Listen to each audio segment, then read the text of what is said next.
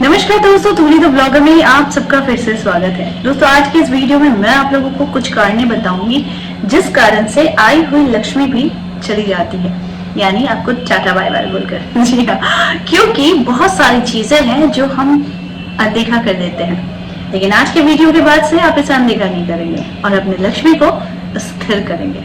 वो सारी चीजें आज के इस वीडियो में, लेकिन हमेशा की तरह आगे बढ़ने से पहले चैनल को सब्सक्राइब कीजिए, बेल बटन को दबाइए। वीडियोस अच्छी लगती है तो लाइक, शेयर एंड कमेंट करना बिल्कुल भी मत भूलिए। आगे बढ़ते हैं। दोस्तों, लक्ष्मी बहुत अस्थिर है, यानी बहुत चंचल है, ठीक है।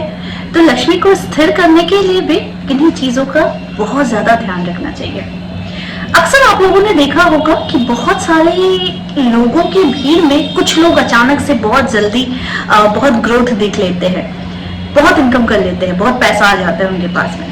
तो हम सभी सोचते हैं कि माता लक्ष्मी इन पर कृपा कर रही हुई है, लेकिन कुछ ही समय के बाद अचानक से उसी व्यक्ति को हम बिल्कुल दरिद्र होते हुए भी देख सकते हैं और देखते भी हैं। ऐसे बहुत सारे केसेस मैंने खुद अपनी आंखों से देखा है। तो अगर मैं इसका कनेक्शन आपके जीवन की कुछ गलतियों के साथ जोड़ूं तो रीजन यही बनता है कि स्थिर आप लोगों ने ही नहीं किया है, और उसका रीजन होता है बहुत सारी चीजें, जिनमें से कुछ चीजें आज मैं खास तौर पर आप लोगों को नोट करने के लिए कहूंगी। तो अगर आपसे ऐसी गलतियां होती हैं तो आज से ही समझ जाइए, क्योंकि लक्ष्मी माता आती तो जरूर है, लेकिन चले जाने में भी देर नहीं लगाती है। सबसे पहला कारण होता है, जिस घर में बड़ों का सम्मान नहीं होता उस घर में लक्ष्मी स्थिर नहीं रहती। दूसरा, अगर आप सिर्फ माता लक्ष्मी की पूजा कर रहे हैं, नारायण का पूजा नहीं कर रहे हैं, या फिर भगवान विष्णु का पूजा नहीं कर रहे हैं साथ में,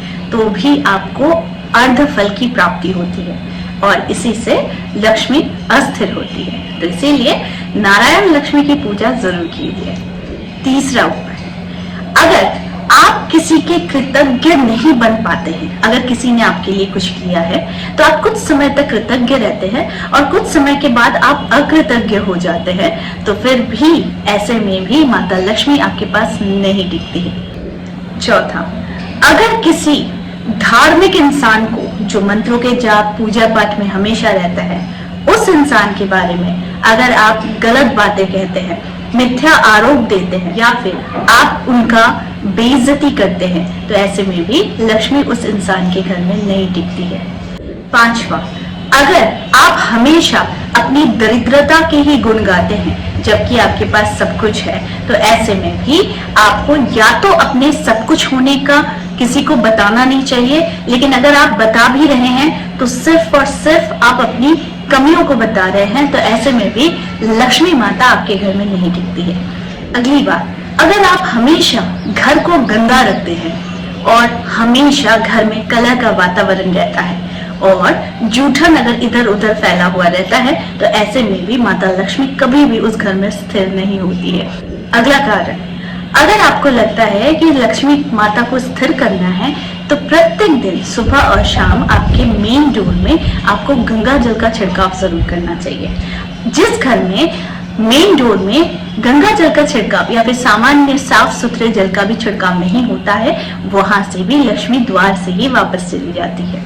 अगला कारण जो सबसे ज्यादा इम्पोर्टेंट है, अगर आपके घर में आप हमेशा ही दूसरों की संपत्ति पर नजर गड़ाए रखते हैं या फिर दूसरों की संपत्ति बढ़ता हुआ देख आपको ईर्ष्या होती है या फिर आपको दुख होता है, तो ऐसे में भी माता लक्ष्मी आपके पास नहीं रहती है।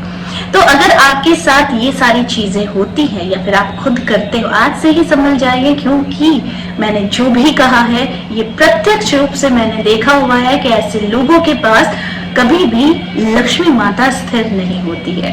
तो इन सारी चीजों को आप बिल्कुल ध्यान रखिए। लेकिन अंत में जाते जाते एक लास्ट कारण आप लोगों को बता के जा रही हूँ कि अगर ये कारण आपके घर में होता है, अगर उत्तर की दिशा हमेशा कचरा या फिर गंदगी या फिर जालों से भरा हुआ होता है या फिर टूटी फूटी सामान से भरा हुआ होता है, तो उस घर में भी माता लक्ष्मी कभी स्थायी रूप से वास नहीं करती है। तो आज के लिए बस इतना ही, फिर मिलेंगे एक नए टॉपिक के साथ। तब तक के लिए आप सबको मेरा प्यार भरा नमस्कार।